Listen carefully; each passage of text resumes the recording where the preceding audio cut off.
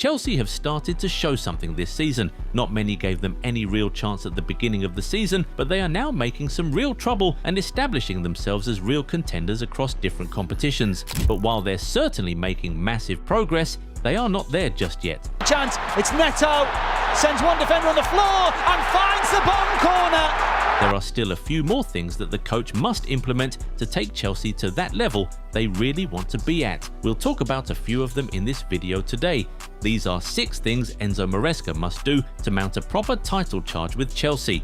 First on the list is to instill discipline. Chelsea would be in a much better place right now if they were a little more disciplined. There have been 6 red cards shown to Chelsea players this season. Add on the one that was shown to Maresca and that's 7, the most of any team in the top 5 leagues.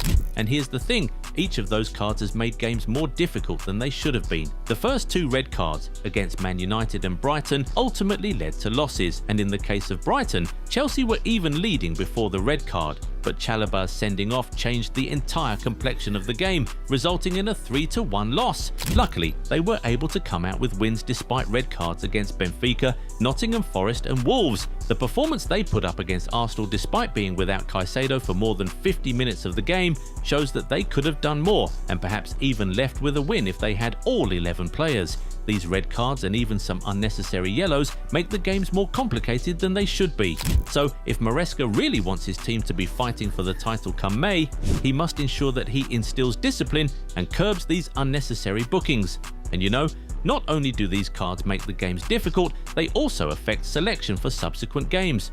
For example, Caicedo will now be out for 3 games after his red against Arsenal, so his absence could still be costly beyond the derby. Secondly, Maresca must seriously improve his defense. Sir Alex Ferguson once said, "Attack wins you games, defense wins you titles."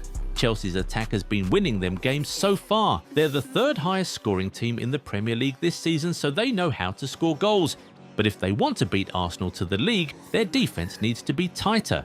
Chelsea let in 12 goals in their first 13 Premier League games of the season, a worse defensive record than the likes of Crystal Palace and Aston Villa. This is something Maresca must work on. It'll instantly turn them into real contenders. On some days when you're just not at the required level in front of goal, it is a good defense that will get you over the line. And it is how many points you manage to secure in games like this that can be the difference between winning a trophy and finishing as runner-up. Of course, a lot of Chelsea's defensive woes has been down to injury troubles, with Fofana, Archampong all having been out at one point or the other this season, and main man Colwill out for pretty much the whole season. But with most of them now returning, it is Maresca's responsibility to figure out what his best centre-back pairing is, because the Tosin-Chalobah partnership surely doesn't work.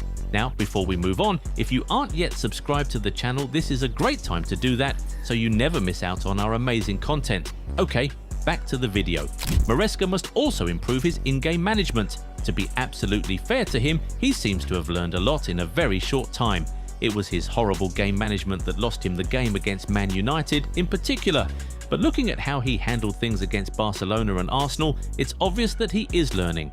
But there's still room for improvement, and this will be very important when the schedule gets super tight. During this period, you want to balance properly managing the minutes of your best players and also seeing out games without conceding silly goals. This might be tricky, but the coach must show that he's worth his salt. Chelsea particularly suffered from this a lot last season.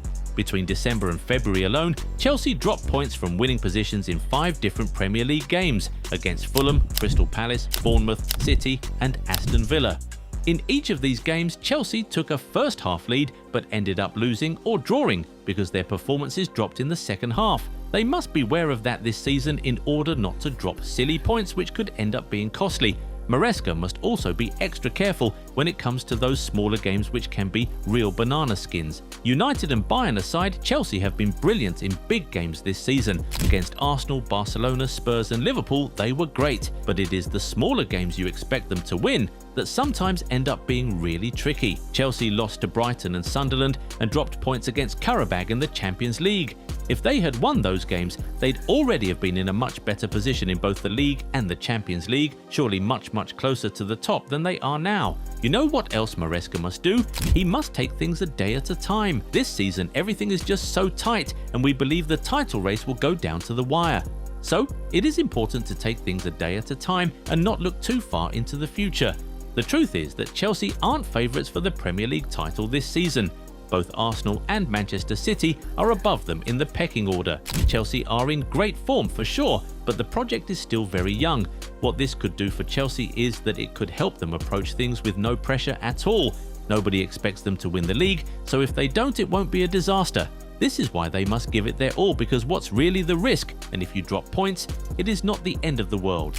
Just pick yourself back up and look forward to the next game. I mean, look at Liverpool for example. They lost 6 of 7 Premier League games and it looked disastrous, but a win against West Ham instantly lifted them back to 3 points off third place.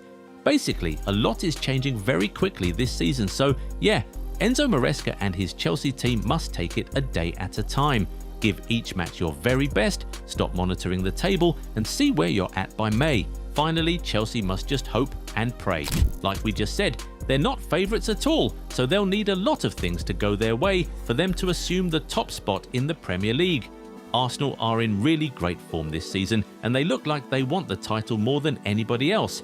If Chelsea want to beat their City rivals to it, then they must pray that the Gunners have a really rough patch and then take advantage of that if it happens, and it'll be silly to ignore the other teams around them. City, Aston Villa, Brighton, Sunderland, heck even Liverpool can prove to be massive hurdles for Chelsea, so while they're doing their own job on the training ground and on the pitch, the Blues have to also pray that their rivals falter and that luck is on their side.